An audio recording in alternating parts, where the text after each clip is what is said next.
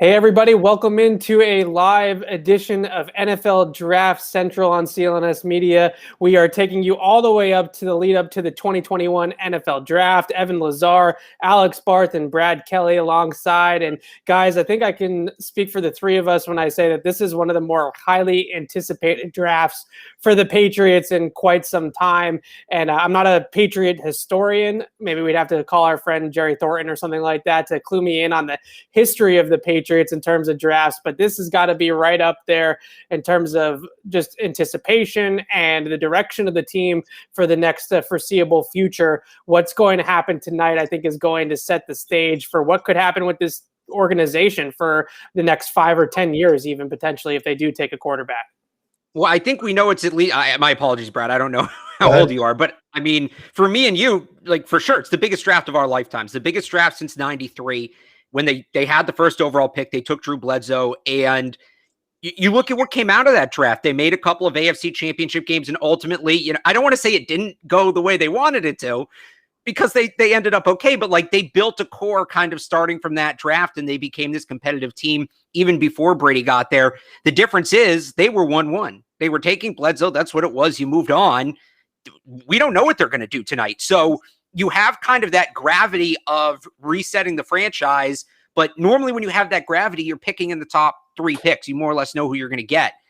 That hardly exists tonight. Any sort of assurance of what they're going to do. If somebody tells you they know, they are lying, or you're talking to Bill Belichick. I think if you go back, just thinking about past Patriot drafts, 2008, where they were coming off the loss in the Super Bowl with the Giants, the heartbreaker, and they were drafting number 10 overall, and that was when they took Gerard Mayo. I think that was one where it was like, this 10th overall pick could put us over the top if it pans out. And eventually it did. It wasn't immediate, but we thought the team was going to be very strong. Maybe that 10th overall player, could change things. But as you said, when it comes back, going back to 1993, when they needed a quarterback, this is the first time in, almost 30 years that the Patriots are in need of a quarterback, potentially in the NFL draft, and that completely changes the complexion of the way they approach it. Absolutely, and I agree. I think it's Bledsoe in 93 is the last time where there's this much riding on a draft for the Patriots because it is the quarterback position. And I want to talk about the quarterbacks now. So what's on everybody's mind. Going into today, I think there was a lot of chatter about the Patriots and Justin Fields. I'm not sure where they actually stand on that. We're kind of stuck in is it a smokescreen? Is it a real love for Justin Fields or like for Justin Fields? But I will say this, the Patriots have made calls to pretty much every single team outside of the top 3 teams and obviously the Miami Dolphins as well because of the division thing. They've made calls to everybody ahead of them in the top 14 picks of the NFL draft to see which teams would be interested in moving back, which teams would be interested in making a deal with the Patriots if their quarterback that they have at the top of their board decides to fall. And if you kind of connect the dots, they probably knew that they weren't going to get Trevor Lawrence, obviously, or Zach Wilson. So it's someone in that Trey Lance, Justin Fields, Mac Jones category that the Patriots are attracted to, someone that they might actually enough to move up in the first round of this draft tonight and take as their franchise quarterback. So the question that I can pose to the panel here is, first of all, which quarterback I think would you prefer the Patriots are interested in, but maybe also which quarterback you feel like fits them the best or you think is actually a realistic outcome here tonight? Yeah, so personally, I think I like Lance for them a little bit more, but I think the ultimate thing is they get the guy that they want. I want them to take the quarterback that they want more than I want them to take the quarterback that I want. I know that kind of sounds like no duh, like obviously they know better than me, but I just really, I wrote about this for 985thesportshub.com yesterday. I think at this point, we can talk about schematic fit, right? And when people talk about quarterbacks fitting, that conversation tends to end at schematic fit. Not that it's not important, but I think especially now when you're looking at, like we said, you're kind of overhauling the franchise. You want a guy who's who fits the chemistry. You want a guy who's a chemistry fit, who's a locker room fit, who's a cultural fit. That's the word I was looking for. And that all of that to me is Justin Fields. And you look at some of the guys they've taken recently. 4 of their last 5 quarterbacks played in the SEC briefly, but Fields did. 4 of their last 5 quarterbacks were transfers, which Fields was. And I think there's something to that. I think Bill looks at it, and we know how much they like experience, right? And if he sees a guy and he knows that guy, okay, he learned 2 playbooks in 4 years. He was quickly able to, get in good graces with new teammates, quickly able to work with new coaches, all of that. That's so rare at the college level. I think he values that experience. So when you look at that pattern, SEC quarterbacks and transfers, in this draft, there's 3 guys that check both those boxes. Franks is a 7th round UDFA. Jamie Newman's kind of interesting, but Justin Fields checks every box in some ways, but the schematic box, which he kind of checks, kind of doesn't. And I think they would change their offense, change their scheme a little bit if they could get a guy who checks the rest of the boxes as well as Fields does. And by the way, is immensely talented like Justin Fields is. So you just blew my mind because I was trying to think of Jacoby Brissett, and I forgot that he was a backup at Florida for a few years in there. I was like, well, Alex did his research.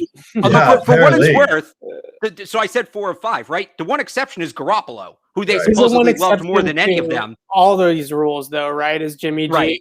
Like small school guy, someone that wasn't, on that Power 5 SEC type of conference. He's sort of the Trey Lance of the Patriots draft group, right? Well, and that's why for me, you guys could probably do this better than I could as the film buffs. So my project this year, I figured out the 4 of 5 thing, the transfer thing. I think my project next year now is, okay, what was so special about Jimmy that he broke the mold? But yeah, when you kind of look at Lance checks the scheme box perfectly. Fields checks every other box perfectly. And I think that they're, give me the guy who checks the most boxes is kind of what they're going to be thinking. And to me, that's Fields of the players available. Now, I think you bring up an interesting point in the sense that Lance might be better for the scheme, but I don't think Fields is, as you touched on, he's not a misfit for the scheme. Right. I think if they're going to run a version of the Cam Newton Patriots offense, not completely, that much quarterback runs, but a version of it, Justin Fields fits that very well. I actually think he looks quite a bit like Cam Newton, just shrunken down a little bit coming out of college and his strengths and weaknesses. And similar to what you said, I think Lance is probably more of a natural fit. They had a lot of under center play action stuff at North Dakota State during the year he started. So that could be something that he immediately thrives in and is going to be better at than Justin Fields as far as early in their careers. So he might be able to play, Lance might be able to play sooner in New England, but I think ultimately Fields is the superior talent and going to be the better pro quarterback. I've been on Justin Fields' bandwagon for a couple of weeks now. I feel like this is a quarterback that we're getting way too caught up in the weeds of things that maybe we aren't privy to that are going on off the field with Justin Fields, with these teams talking to this player. Because when you watch him on tape, when you see the competitiveness that he had, you'll break some ribs, come right back and throw a touchdown pass and play the rest of the game. Those types of things, you see all these things, and it doesn't speak to any of the kind of rumors that you hear about his drive and his willingness to be great and his work ethic and all this kind of stuff. You don't get injured. He's actually been injured twice, and he's come back. He was in 2019. He hurt his knee, came back in that game and won Ohio State the game that year, and then he came back from the broken ribs against Clemson and threw 6 touchdown passes and won the game that year. So all these talk about work ethic and drive and desire to be great and all those things. Well, the tangible evidence that we have is that Justin Fields goes out there and checks all of those boxes every single week. Then you talk about an ability to, run from a scheme that is a full field progression offense that has a lot of option routes down the field that causes him to make reads all throughout the entire field. Those are things that he's done throughout his entire career from the pocket. And I think we hear a lot of stuff about his processing speed and his time to throw. To me, Ohio State just didn't ask him to do it a whole lot. They didn't ask him to operate in that quick game. They didn't ask him to get the ball out in under 2.5 seconds as part of the system. A lot of these other college offenses, you deal with RPOs, you deal with screen passes or throws behind the line of scrimmage, and you have a lot of these built-in scheme throws where the ball's coming out quickly. And Justin Fields didn't have a ton of those in the Ohio State offense. This is a vertical offense down the field. Now, the other guy I do want to talk about, and I'm a big Trey Lance fan as well, but I just can't get over the FCS competition and the lack of game tape and experience and add those things up to Patriots. It's just too hard for me to look at them and say, are you really going to draft a guy with under 300 career pass attempts to watch on tape? If you're Bill Belichick, that's just really out of his box, right? The other guy that I look at is Mac Jones. And this is more of a conversation, I think. And Alex, we've talked about this a little bit on the podcast. Nick Saban and the connection that Nick Saban has with Bill Belichick. And what is Nick Saban telling Bill about these quarterback prospects and specifically about his own guy in Mac Jones? And what do they know about him behind the scenes? What do they know about him in terms of all the other intangible things that you hear about with Mac Jones? And furthermore, just that cerebralness and that ability to operate from in the pocket, maneuver the pocket, and just throw with accuracy from the pocket. He checks all of those boxes for the Patriots as well. So to me, it comes down to Mac Jones or Justin Fields. I think it's one of those two guys if they do want to make this happen. How likely is it that either of those guys fall in their range? I think that they're talking about more what we heard Belichick talk about a few weeks ago, when they said, what if our guy that we thought was going in the 6 or 7 range falls to the 12 or 13 range, right? Then would we trade up? These trade up scenarios that we go from 15 to 4, I think that that's a little bit of a reach for the Patriots. But if somebody like Mac Jones falls a little bit or Justin Fields starts to slide a little bit and they can trade up 4 or 5 spots and still get their guy, I think that would definitely be more so on the table.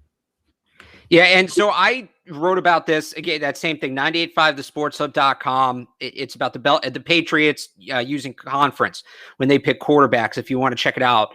And I think Saban's a huge key to this because, right, all of these guys, even if they don't play for Saban, he's scouting them. And by the way, that goes back to Fields too, because he had to come up with the game plan for Fields for the national championship. So I think, yeah, a player's coach is certainly going to have a lot of information, but is he really going to tell it warts and all? And I think if you go to somebody who has to game plan for that player, right, and has to prepare for that player, you're going to get the true story. So this will be interesting now to see, with Mac Jones, is Saban going to kind of blush him up and maybe, take some of the shine off and do what most coaches do for players? Or is he going to be real with Belichick? I think they like Mac Jones. I think there's a lot of reason for them to like Mac Jones. The reason we haven't been talking a ton about him the last couple of weeks, right, is because we thought he was going third for whatever reason. But yeah, I mean, it makes a lot of sense, right? And that's the guy. I said this from the beginning, before all the free agency moves. If you just want to, get back to level, and the offense really struggled last year, and if you just want to get your head above water, and now that they've made all these signings, it's a little more than that. Mac Jones might be the best option because to me, he is the highest floor of any of the quarterbacks. I don't know that he's going to be great. Right. I don't know that he's destined for all pros and all of that, but I think he's going to, be an NFL starting quarterback week 1.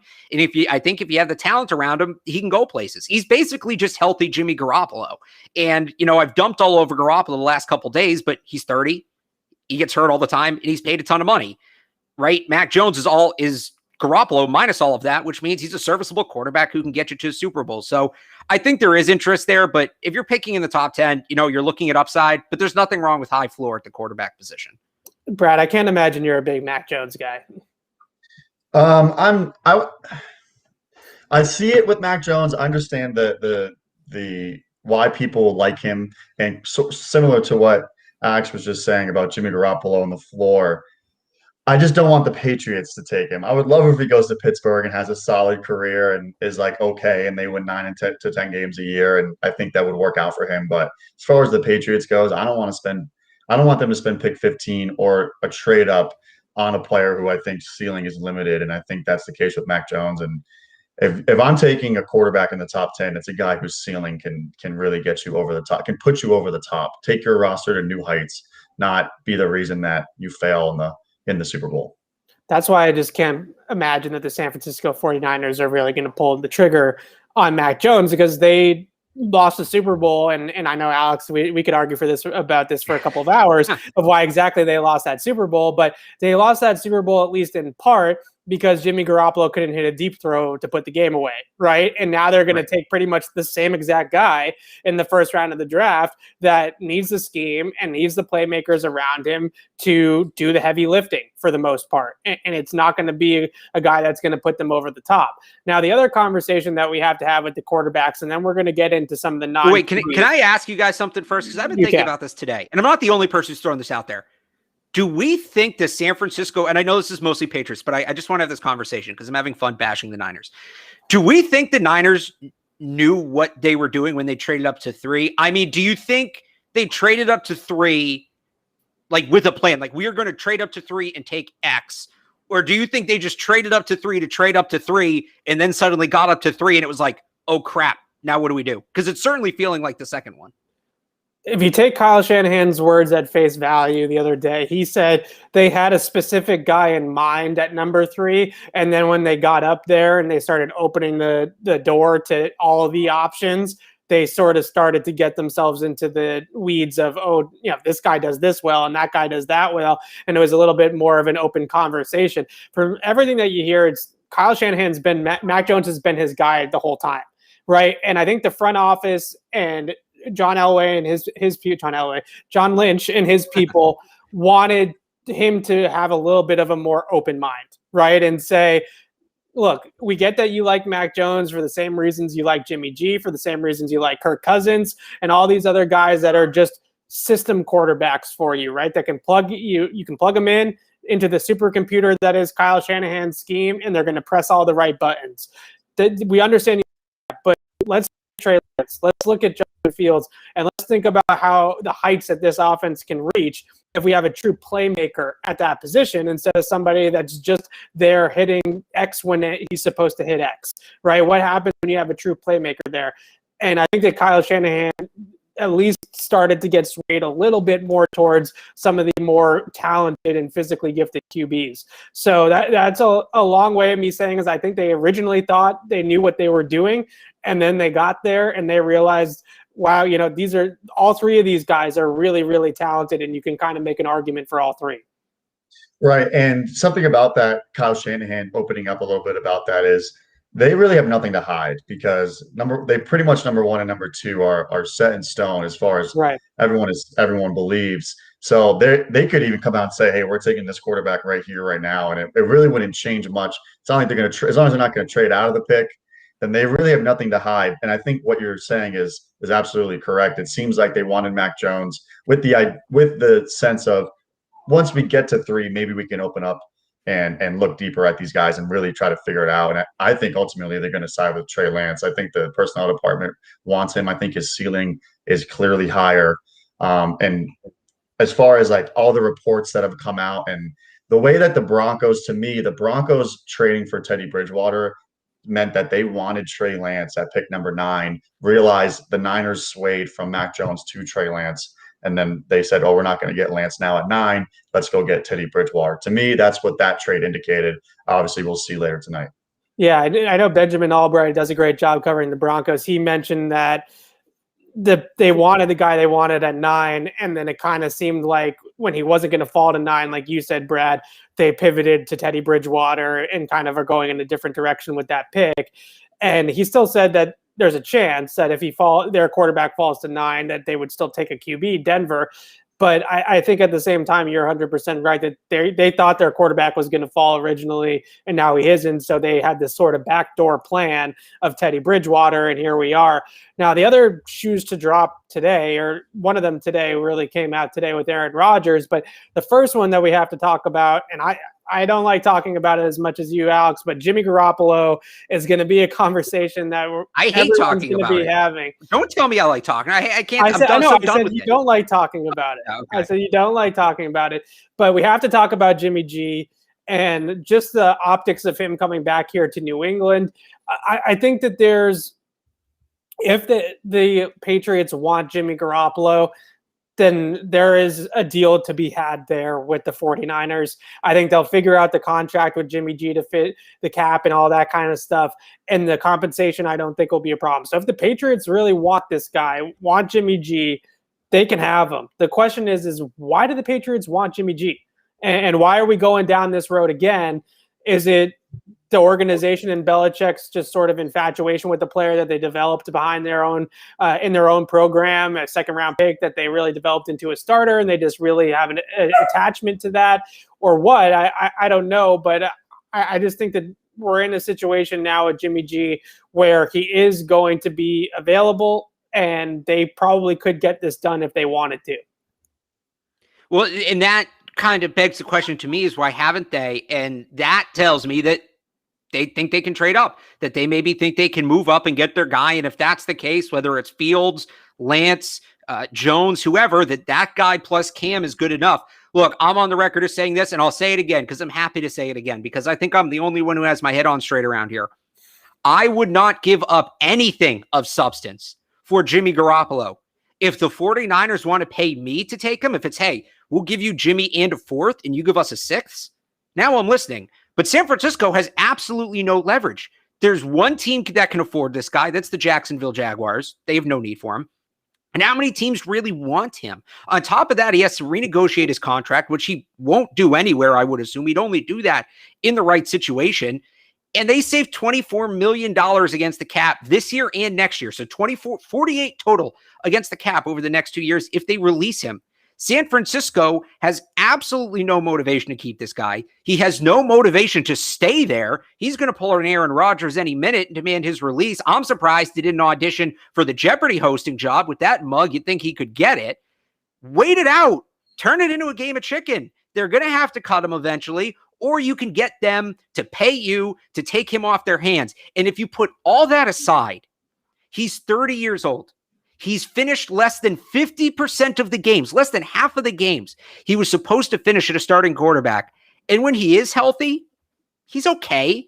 He's fine. Let me cut you off for a second because Ian Rappaport is it news? Did they just trade for him in the middle of that route? No, it's news about the Patriots not interested in trading for Jimmy Garoppolo. So Ian Rappaport just now, I would never say never, but the Patriots aren't expected to trade for Jimmy Garoppolo tonight or anytime soon. The two sides could even come to terms, a big if. It would take a complex contract negotiation to get it done. Simply, New England doesn't have room to fit the contract, which is what I said yesterday. And what I have continued to say this whole time. You can talk about the cap being crap and all this kind of stuff, but the optics of it are that the Patriots and Jimmy G would have to come to a contract agreement that was under the $15 million the Patriots have left in their salary cap space. And then they would have to come to compensation with the 49ers in a trade. And those two things have always been a really difficult thing to overcome for the Patriots. And they called the Niners back in March and said, what's your asking price for Jimmy G? Maybe we would be interested in him. As soon as they signed Cam Newton back to that 1 year deal, I think the ship more or less sailed on Jimmy G. Exactly. Wait it out. Let them cut him. And then you get to negotiate with him just straight up, brand new contract. And there you go. Because at the end of the day, like I said, the guy's 30 years old. Teams love to look at, right? They like to look at the 1 year window, the immediate window. But teams, especially the Patriots, love this, right? What's the 5 year outlook, right? What is our 5 year plan? I'll pose this question to both you guys. If they were to acquire Jimmy Garoppolo, let's say 3 year, $30 million contract, we'll be kind to the kid, but 3 year, $30 million contract. Does the 5 year outlook quarterback change at all? No. Same. I mean, for me, no. For me, they're still in for quarterback this year. And if not, next year, I'm pounding the table for a first round quarterback. I think just generally speaking about Jimmy Garoppolo and the lack of interest, the Patriots got a second-round pick for him. To be honest, I know he started a bunch of games since then, but I don't think his value has really gone up or down because he's proven to be injury-prone since then. He's been solid. They went to a Super Bowl, but this past year when he was on the field, he wasn't very good. He's now 30 years old, as you guys have said. I wouldn't want to, like you said, nothing of substance. I wouldn't give a day 2 pick for him. Maybe day 3, and then as Evan alluded to, you'd have to throw in the contract negotiation. That would be difficult to come to terms to. So it just doesn't seem like it's in the cards. Even at the start of free agency, it just didn't feel like it would be realistic because of the complexity and the assets that would have to be surrendered. And then on top of that, the new contract. What really screwed the 49ers here too was that Teddy Bridgewater deal, because Teddy Bridgewater has guaranteed money in his contract. So it's a little bit different situation contractually, but more or less it's a pretty good comparison. And they basically had to give Teddy Bridgewater to the Denver Broncos and then eat some of his salary in the process as well. So that was the type of deal that the Patriots were going to have to do with Jimmy G, was a 6th round pick. Niners eat some of his salary. Basically what you're doing if you're San Francisco is so that you don't just cut the player loose and get absolutely nothing back in return. So now if you're the 49ers, they can afford to hang on to Jimmy G. I think he stays there this year. They draft Trey Lance, and they allow Trey Lance to ease into it. We know that this is a player with Lance that's someone that more than likely should probably sit a little while before they throw him into the fire. That's always been the most, from the outside looking in, that's the situation for San Francisco that's made the most sense. Drafting Mac Jones and keeping Jimmy G on the roster makes zero sense. And nobody wants Jimmy G. He has no trade value. Same with Teddy Bridgewater. You're going to get a 6th-round pick back, plus eating some of his salary. At that point, if you're San Francisco, I think cutting him from a cap perspective just makes more sense because of how little dead money they have on Jimmy G's deal. What's a 6th-round pick worth when you have to pay half the contract, right? At that point, it doesn't really make sense. So if you're the Niners and you draft Mac Jones here tonight and you feel like you don't need Jimmy G at $27 million on your cap, I think they're going to end up cutting the player. And maybe the Patriots at that point would be interested in having a prove-it deal with Jimmy Garoppolo where he comes in and competes with Cam Newton as the bridge quarterback for whatever rookie they draft here in the next couple of days. That seems like the Patriots move here. The other bit of quarterback news today that I know everybody in the chat is talking about as we're trying to get to this point is Aaron Rodgers. And he has basically told the Green Bay Packers that according to Adam Schefter, he wants out of Green Bay. That's basically what Schefter said on ESPN a few hours ago. That might be a little bit strong, but from what he said, the contract negotiations have not gone well with Aaron Rodgers. He's obviously still a little bit sour about them taking Jordan Love in the 1st round last year. It sounds to me like it's coming down to a little bit like a Tom Brady, Jimmy G situation where Aaron Rodgers is kind of saying, trade Jordan Love, get me more help, give me a new contract, and I'll stay. And all of these things, the Packers are kind of saying, we're not so sure we want to do all of that, even for the MVP of the league. So I think it's easy to say every team, there's probably 27 teams in the NFL right now that would trade for Aaron Rodgers, right? I think Kansas City Chiefs, maybe the Buffalo Bills can talk themselves into keeping their quarterback, obviously. I don't know what Tampa would do at that point. That would be interesting. But you're talking about a couple of teams that feel set at the quarterback position. Everybody else is trading for Aaron Rodgers. So it's not a question of do the Patriots have interest in Aaron Rodgers. It's just how much does it take? And, do we really see Aaron actually on the move here? I mean, maybe to me, this is going back like 2 years now, right?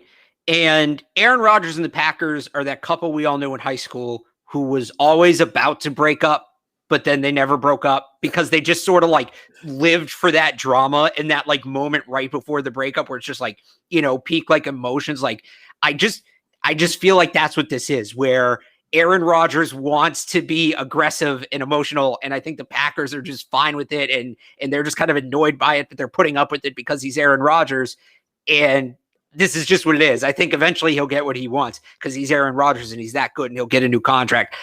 Maybe they trade Jordan Love. I don't know. I never thought he was that good to begin with. Obviously, they used a 1st-round pick on him last year, so there you go. He's kind of the de facto heir apparent, but I think if he leaves, it's for jeopardy. If I'm the Packers and you look at kind of what they have and the team they have built and, the lack of competition they have really there in the NFC outside of that one team on the Gulf Coast of Florida, let him hold out. Let him hold out. See what Jordan Love can do. You still might win something. Why risk sending him somewhere where you're creating more competition? Let him hold out. Let him go to jeopardy for a year, and then it is what it is. It kind of feels like a similar situation with Russell Wilson, right? Where Russell Wilson's disgruntled with Seattle. He's saying, I'm not protected well enough. I have DK Metcalf and Tyler Lockett, but it's still not enough. I need more help or whatever. And eventually Russell Wilson and Pete Carroll sit down, they have a kumbaya moment, and they sort of cooler heads prevail in that situation. Now, I thought the same thing about Tom Brady and the Patriots an offseason or two ago, and I thought there was no way Robert Kraft and Bill Belichick would let Tom Brady walk out the door. So at some point in time, everybody has a breaking point, and maybe Aaron Rodgers is nearing that breaking point. We know that Bill Belichick has a lot of admiration for Aaron Rodgers, and I would say it's pretty mutual on that side. And I've kind of always said, if Bill wants to make that ridiculously big move, obviously, and if he's looking at his own window, right? If Bill Belichick's looking at his own football mortality and he's saying, I only have 3 more years of this, I only have 5 more years of this, there isn't a much better quarterback other than Tom Brady, of course, to finish out your career if you're Bill than Aaron Rodgers. So that's how it's so easy to talk yourself into it if you're the Patriots. But again, Brad, I just don't know if the Packers are going to deal him, and they've already told San Francisco no. San Francisco offered number 3, according to some reports, and the Packers said, we're not trading him. So I don't know how much of a story this really is. I agree. I don't think that there's a realistic deal that the Patriots could put together now. If there is one, I think New England should do it right away. I mean, you're going to have a great running game. You have improved your offensive weapons. The defense is stout. I think adding Aaron Rodgers to this Patriots roster puts them in Super Bowl contention right away. Definitely one of the best 3 or 4 teams in the NFL. But I don't know if the Niners offered pick number 3, that's not something the Patriots can match. I don't care if you say this year's first, next year's first, Gilmore, Hightower, a second round. It still doesn't even add up to what the value of the number 3 pick in this current draft, in this quarterback heavy draft. So I just don't think it's a realistic possibility, despite the fact that I would love for it to happen. On top of that, you could also steer the conversation to say, what if the Packers are trying to trade Jordan Love now to try to get that's where I was going next. Yeah. And improve, their weapons or assets or whatever. And I also don't think the Patriots would be in the market for that, considering Jordan Love was on the board at pick 23 last year, and the Patriots traded out of it, and he was selected, I think, 3 or 4 picks after. So I think clearly the Patriots weren't that interested in him. Otherwise, I mean, Tom Brady had just walked out the door. The 2 quarterbacks in the roster were Jarrett Stidham and Brian Hoyer, and the Patriots still didn't select him. I think that their interest in him would be minimal. That's the way I sort of feel about it as well. If you're looking, you probably have to give up at least a 2nd-round pick, right? And if you're sitting there at 46, I mean, who would you rather have, Jordan Love or Kellen Mond or Kyle Trask? Give me one of those guys who I think, are comparable, and you get the extra year on the contract. The way I sort of feel about it is that this is more of a Jordan Love conversation than an Aaron Rodgers conversation, because I compared it to the Brady Garoppolo thing back a couple of years ago in New England, and I sort of feel like it's the same thing. The Packers, there's, I think, a snag in contract negotiations with Aaron Rodgers. I'm sure they can work out the money with Aaron Rodgers, and all that will go away. What I feel like that Aaron Rodgers really wants is for them to trade Jordan Love and trade Jordan Love for an asset that they can then use and invest into the team so that he can win a Super Bowl. And I think that that's what he's looking for them to do. And if the Packers turn around this weekend and they trade Jordan Love, I think Aaron Rodgers is going to be fine. I think he's going to, all of a sudden you're going to hear a much different tune from Jay Glazer and Adam Schefter and the people that are connected with Aaron Rodgers about his opinion about staying in Green Bay. So if there's an asset to be had here, it's not Aaron Rodgers, it's Jordan Love. Now, do the Patriots have any interest in Jordan Love? Brad, you mentioned that they had him on the board at 23. They traded out and took Kyle Duggar later on and let him fall. Now, they didn't like him at 23, but do they like him for a 3rd-round pick? Right? Do they like him for a different compensation level than the 23rd overall pick in the draft? Maybe they do see it as a different sort of conversation there in terms of, okay, we didn't like him in the 1st round, but we did like him as a 3rd-round player or a 2nd-round player, and now we are going to get him for that, and we feel a little bit more comfortable with it. It's not the move I want them to make, but at least they have a young quarterback with some upside and some talent to kind of sink their teeth into. Certainly, if we're going to talk about Jordan Love for a day 2 pick, I'd much rather that than Kyle Trask, right? Or Davis Mills or someone like that. I think that's a higher optimistic output for the Patriots. I don't know if you guys agree with that. Yeah, I mean, I'm just a hard pass on Davis Mills. I think he's somewhere between the worst of Eli Manning and then whatever Jarrett Stidham is. So I'm good on that guy personally. Trask and Mond, I think, are interesting. I think there's a little bit of upside there. They're obviously not in that top 5 group. Like, that's more the pick. If they still had Brady, like, that's the pick, right? But they've kind of put themselves out of position where they can take those guys. And so I'm like lukewarm on them. But yeah, people keep putting Davis Mills in that class. Some people have him like end of the 1st round.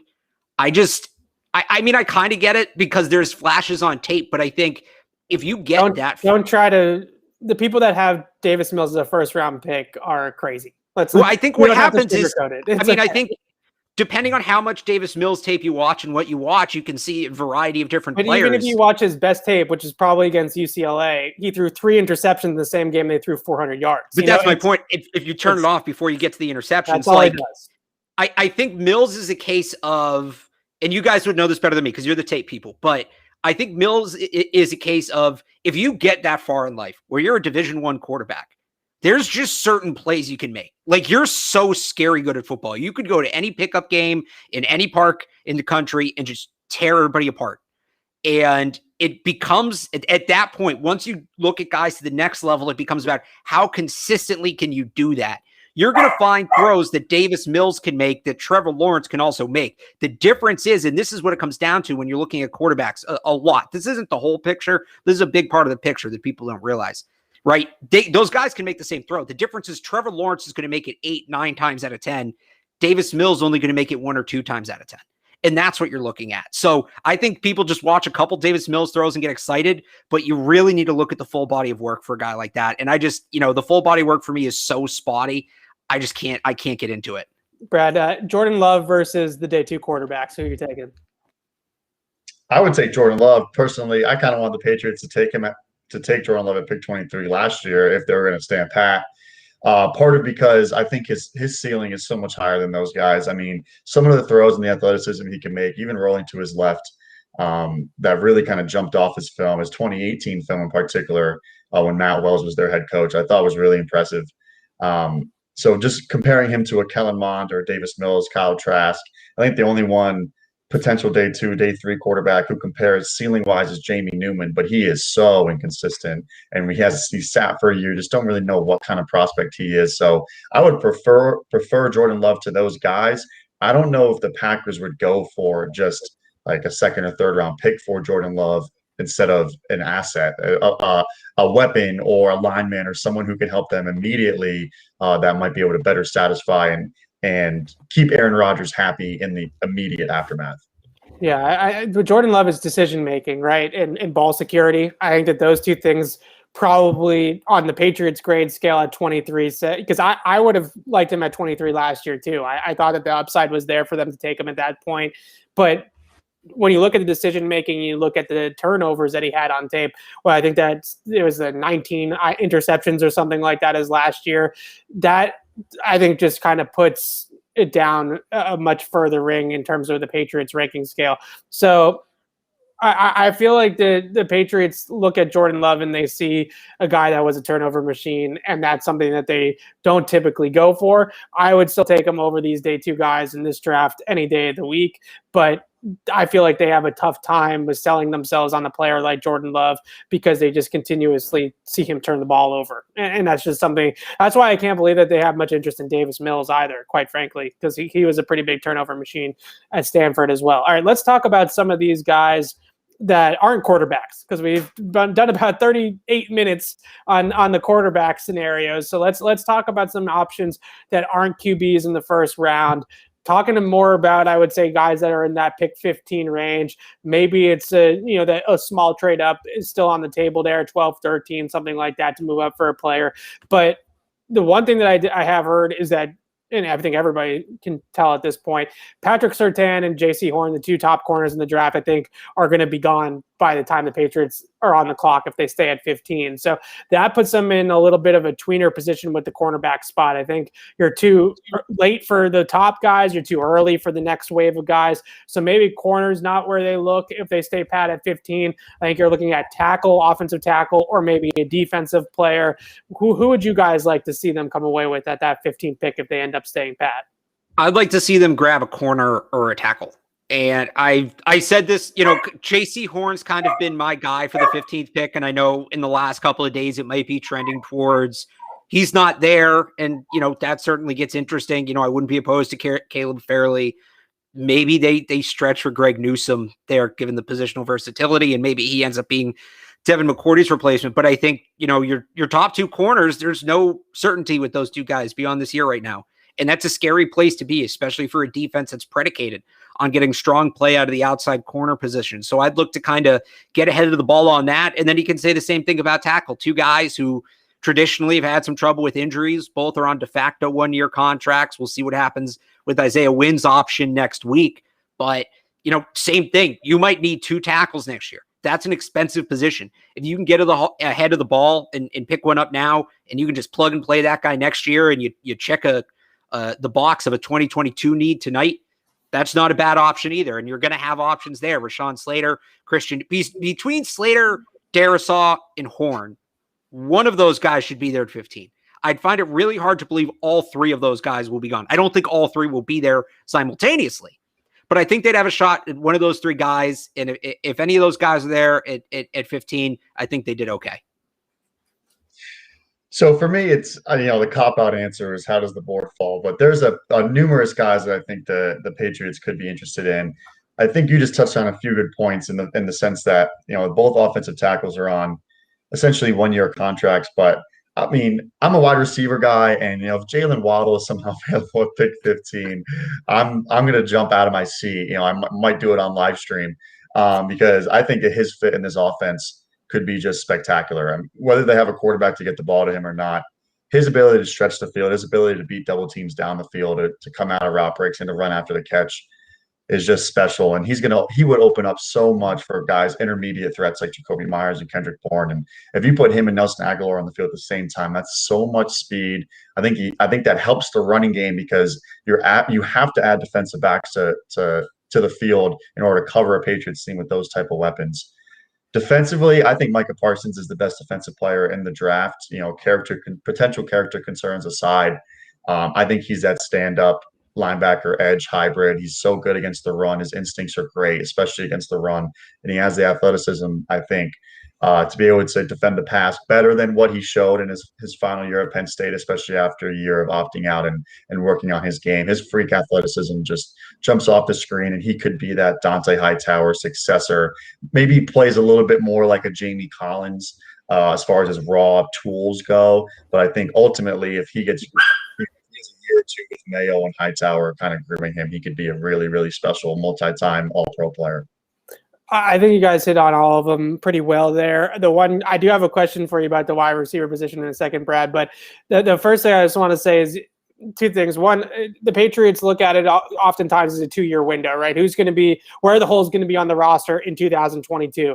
That's easy to pick out tackle. It's easy to pick out corner from that list. It's also easy with tackle and corner to look at positional value and how much the contracts and free agency typically take to get a number one corner, to get a starting left tackle, if those guys even hit free agency. So the Patriots got one in Stephon Gilmore by paying him top of the market and blowing everybody else out of the water to get that contract, to get that player. So that's how it typically goes. And in terms of left tackles, it very, very rarely does a good starting left tackle hit the open market. It almost never happens because those guys are such highly coveted players in the league. So if you can get yourself a JC Horn, or if you can get Christian Darisaw at 15, I think you got to do it because of those two things. But the wide receiver thing is really appealing for so many different reasons. And Brad, you mentioned Jalen Waddle. You look at a player like that who has so much speed, but also has the ability to create so much separation that even if you do have Jared Stidham or Cam Newton playing quarterback, that guy is just going to create mismatches and foot races all over the field in order to get him the football. And you can also give him the football behind the line of scrimmage or swing him out of the backfield or something like that to make it a nice, easy throw for him. But the question that I wanted to ask you, Brad, is about Devonte Smith. And the reason being is that when you look at Smith, I think his sort of football instincts and just his sort of ability to play fast, even though he doesn't necessarily time as fast as a guy like Jalen Waddle, toughness over the middle, still has that yards after the catch ability, can play inside, can play outside. The 166 thing obviously scares you, right? Especially early on in the draft. But to me, he plays the position a lot like Patriot wide receivers that have actually succeeded in this system in the past play it. Initially, before this Heisman season, I thought that his pro comparison might be Deion Branch, just in their skill set and the way that they play the game. Now, I think Devonte Smith took his game to new levels this past season. I think his athleticism kind of jumped off the screen a little bit more this year when he became more of the focal point. I know he had 1,300 yards as a junior, but this past season, especially when Jalen Waddle went down, he was what they had at wide receiver and to an extent John Mechie. But it was really the Devonte Smith show, and I think he's proved that he's a better athlete, his fluidity, his speed, his route speed, and after the catch than I had initially seen on the previous 2 to 3 years of his tape. I think you're right. I mean, clearly he's a scheme fit for the Patriots. I think he's a scheme fit for pretty much every offense because he kind of plays in that type of skill set where he gets open constantly. And there's always going to be a spot for a guy like that on an NFL wide receiver room. I prefer Waddle's ceiling. I know that there are injury concerns, but I think as far as if there's either one of them available at pick 15, I think that's a slam dunk pick for the Patriots. Waddle also brings the return ability too. I mean, I think Devonte Smith can maybe return punts, but I'm sure he could. In terms of just game-breaking return ability, obviously that's more Jalen Waddle. So maybe the Patriots would like that a little bit more. I don't know. When I think of Patriots receivers that work out well in the system, it's always guys that have, like what I say, like a PhD in route running, right? Guys that just understand how to get open, understand leverage, understand coverages, understand how to read those things out, especially in the middle of the field, and are really, really good at the top of the route and then really good after the catch. And Jalen Waddle's good at a lot of that stuff too, but it just feels like Devonte Smith is that pro-ready, all-around type of receiver that really would work out real well here, and would be somebody that's like basically, a Jacoby Myers on steroid type of player, right? Someone that has that kind of instincts to him and natural feel for the game.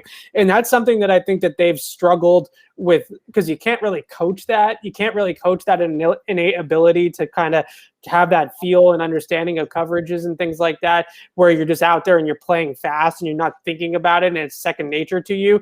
I think that's why they've struggled with guys like N'Keal Harry, is that he's had sort of this bigger transition into their offense than maybe they were expecting. I don't think Devonte Smith has that big of a transition into the offense. I think that he understands what an option style offense like the Patriots is going to ask about of him early on and would be able to contribute much faster. Whereas with a guy like N'Keal Harry, he never really seemed to grasp the whole kind of concept of the scheme and what they were asking him to do from a big picture standpoint. And I don't think that would be a concern with Devonte Smith. You mentioned the linebackers, Micah Parsons. I agree. Hey, hang on real quick before we jump over to that. First off, they don't need a punt returner. They have Gunnar Olszewski. Equally big news. This is coming from 104.3 Denver right now. Okay. Multiple people putting this out there. According to Mark Schlereth, Aaron Rodgers to Denver is as close to a done deal as it could possibly be. Is this a Dale Arnold situation? No, this is so I can't find where Schlereth said it. I'm guessing he said it, didn't tweet it, but multiple Broncos reporters have put out there that Schlereth has said that a done deal for Rodgers is as close as it could be. So if anybody in the chat saw the clip and can tell us, or on Twitter at RealAlexBarth, you want to send me the clip. But multiple people are putting that out right now. Wow. So so Zach Stevens, Broncos beat reporter for one of the television stations, bunch of letters are right here. Zach Stevens, Mark Schlereth just reported on 104.3 The Fan that a deal for the Denver Broncos to land Aaron Rodgers is, quote, as close to a done deal as it can get. And that makes, to me, the odds of the Patriots landing a quarterback, whether it's moving up or staying at 15, but landing one of those top 5 guys, a hell of a lot higher, because not only are you no longer competing with the Broncos, that slots it probably, I mean, I don't know, maybe Denver held on. Well, even if Denver held on to the 9th pick, that slots another team in the top 10 now that doesn't need a quarterback. Interesting. Well, assumingly, I mean, I don't know. Maybe they like one of the guys in the top 10 better than Love, but I don't know. I think they give Love a shot here. I just quickly glanced at give Love a chance at Benjamin Albright's feed. He's sort of putting the wink, nudges out there as well about this. I don't know if Kliss, he's another good Denver Broncos guy. I don't know if he's got anything on this yet. Here's Tyler Columbus is another one. Just put it out there. So look, there's going to be some moves tonight that I don't think that we were 100% could never have expected seeing. And Aaron Rodgers getting traded is one that definitely would come from left field. Let's get back to Evan, hang on. Who did you say? Cecil Lammey was who you said? LeMay? No. I looked at Albright's feed to see real quick if he's using emojis right now. He's not getting into it just yet. So we'll see. Hang on. A reporter for the Denver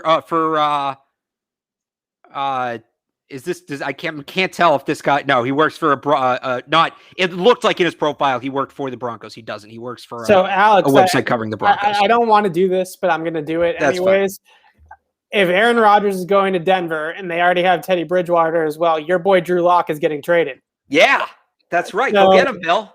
So are you actually going to say that? Like, or is that just because you have an infatuation that I don't fully understand with Drew Lock?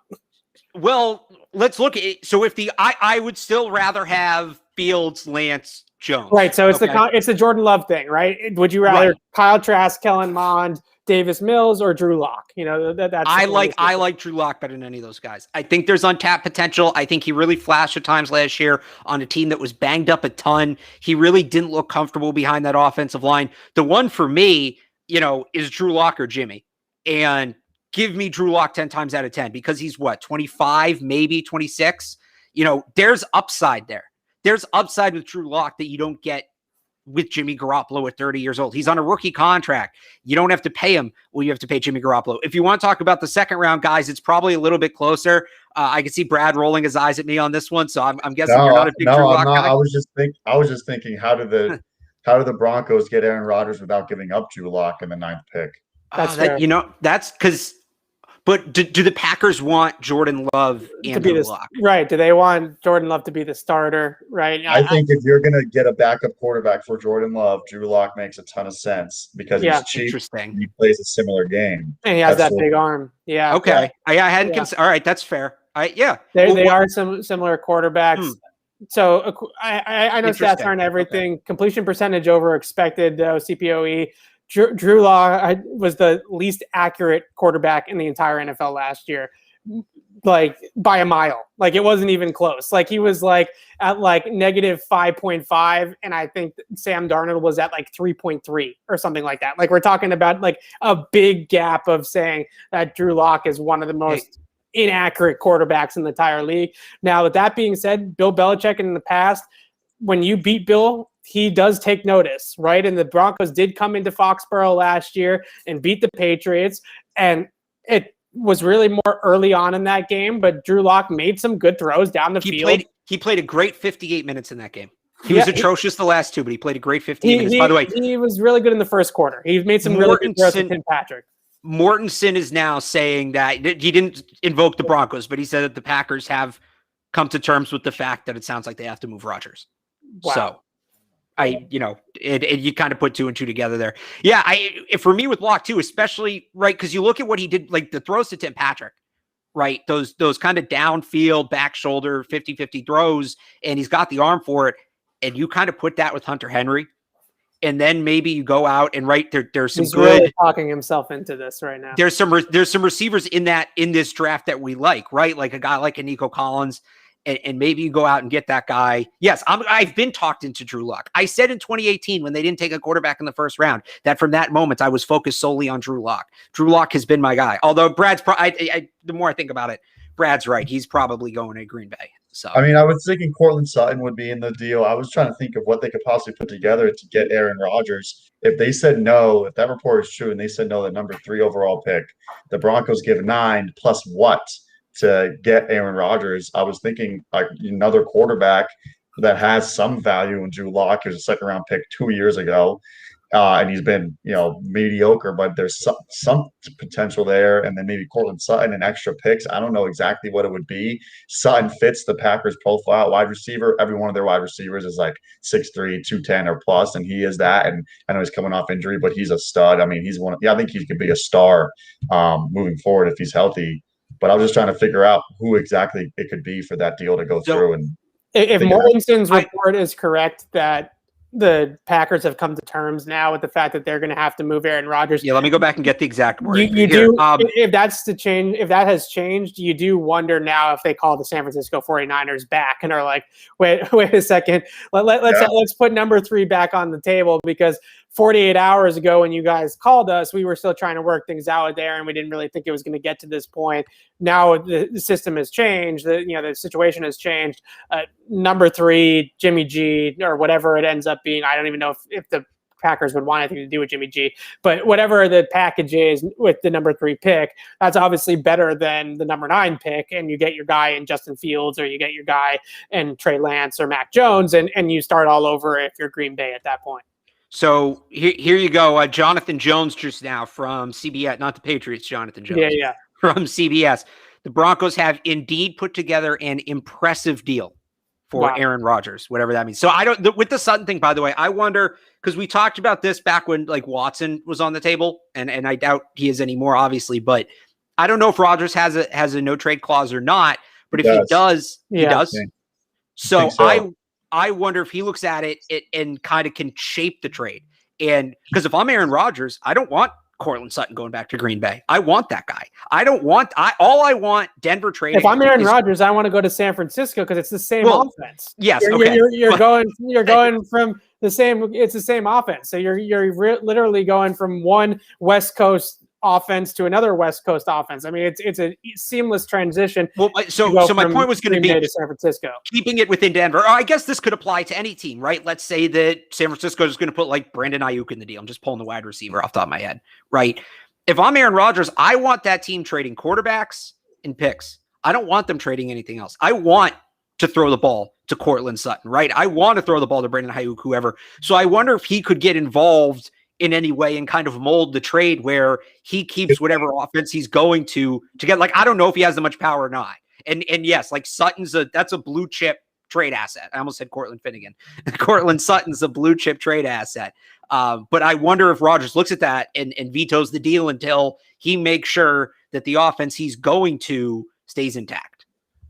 So let's bring this back to Patriots, because as interesting as all of this is, New England is not going to get into the Aaron Rodgers sweepstakes, unfortunately. It sounds like we have some bold predictions centered around the first round and the Patriots. I want to start with Alex's bold prediction because I kind of like it. So let's go with Alex's bold prediction first. Alex, hit us with it. Your bold prediction for the 2021 NFL Draft. So for my Patriots bold prediction, it was tough because every bold prediction I had for the first round didn't feel bold. They could do anything. So I really went off the grid here, but like I wouldn't rule it out. 2 first-round picks from the New England Patriots. I think, they have a very full roster. They need to consolidate picks. They're in position to move up. We've talked about guys in the late end of the first round, whether it be Newsome, whether it be a guy like Zaven Collins, right, who they might really be into. Maybe it's a guy like Kadarius Toney. I wonder whether they pick at 15 or move up.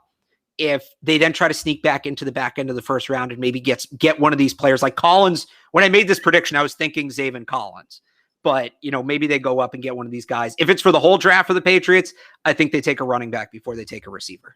I hate that one. All right, Brad, what's yours? I hate the running back over the receiver one as well. However, mine is they trade out of the first round. So I'm going to go the complete opposite direction. I look at the Jags and, longtime Bill Belichick friend and confidant, Urban Meyer, sitting at pick 33 and 45. And probably, to be honest, if you're Urban Meyer, you're starting, this not a new franchise, but you're taking over a franchise that's basically in peril. You're getting Trevor Lawrence as your new start. Don't you want on the same night to get someone to protect him and a receiver for him to throw to? So you can kind of sell that to the fans. Here's our shiny new quarterback, but we also got guys who are going to help him on the same night, not on day 2, on the first night of the draft. So they have a pick in the 20s. They also have 33 and 45. I think they give those 2 picks to the Patriots for pick 15. I don't hate that either if they're not going to get their quarterback, right? Because the Patriots they can find some good players still. This is a pretty good draft, I would say, for the first 50 or 60 picks. I think there's a lot of really good players. So they are able to come away with 3 guys in that top 60 range, right? Or top 50 range. It's not terrible, but my bold prediction for the evening is that the San Francisco 49ers are going to take Trey Lance at number 3, which is going to open the door for the Patriots to take Mac Jones at some point in the first round. I feel like there is a lot of people that have just committed to 1, 2, and 3 like a week ago, and they said it's going to be Lawrence, Wilson, Jones, and everybody just kind of wrote that down in Sharpie. I feel like the 49ers have some second thoughts on it. I feel like they've gotten some cold feet on Mac Jones, and they've sort of reverted to a little bit more to Trey Lance. I think Trey Lance is going to be the pick for San Francisco. I think there's a chance that the Patriots are then going to go out and get Mac Jones. And I wouldn't be surprised if the Patriots have been targeting Mac Jones this entire time. And if they used Justin Fields as this smokescreen to get everybody off the scent that Mac Jones is really the guy that they want. I also know that Bill has been talking to Kyle Shanahan and his boy John Lynch, and they are very, very good friends. So Bill's known what San Francisco is wanting to do for a while now. I am sure those guys have been talking. So that's how I feel. I think that Mac Jones is a bold prediction, by the way. So I'm not saying that this is 100% going to happen. But if I had to go bold, I would say Mac Jones to New England, Trey Lance to the San Francisco 49ers, which I don't know how New England fans would feel about that. I don't. Can I give you one more bold pick just for the weekend as a whole before I have to hop off here? I think at some point a team is going to run out of the time on the clock for the pick, and they're going to have to get bumped down. It hasn't happened since 2017, but I think with the new, and this maybe would have applied more to last year, but I think it's new draft setups for a lot of these teams, and guys might be out of sort. And we know teams are, late getting medical information. They just have less information overall. I think it creates more discussion, more debate inside the draft rooms. I could see it. I don't think it happens tonight, but I think maybe, some point late on day 2 or early on day 3, there's a run of guys. Suddenly a team has to scramble and they don't have a ton of information on the top players on the board. They're trying to find a trade. That time ticks down and they miss it. So that's, I could see, again, it's been since 2017. Before that was 2011. It doesn't happen a ton, but I could see it happening this year. All right, well, that's going to do it for our pre-draft show here. Brad and I are going to be back with some friends in a few minutes as well to take you through the entire draft. Alex got to get off, but we're going to be back. Brad, John Zanis, Greg Bedard is hopefully going to join us at some point when the Patriots make a pick. So we will be back in a few minutes. We're going to let this Jacksonville Jaguars take Trevor Lawrence #1 overall. We'll see when the draft really starts to get exciting. Probably around the 3rd pick, we're going to come back on, Brad and I, and we're going to carry you through when the Patriots make their pick, as long as they don't trade down a bunch of times. And we'll be back at the 3rd pick of the draft when the San Francisco 49ers really start to kick things off. Although maybe the Jets will surprise us too. I'm not 100% sold Zach Wilson's the pick yet. I'm 99% there. But yeah, we'll be back. #3 pick, San Francisco 49ers, when they are on the clock. Come join us, and we'll break things down until the Patriots finally make a selection here tonight in the 1st round. Thanks, everybody, for joining us on the pre-draft show, and we'll see you guys very soon.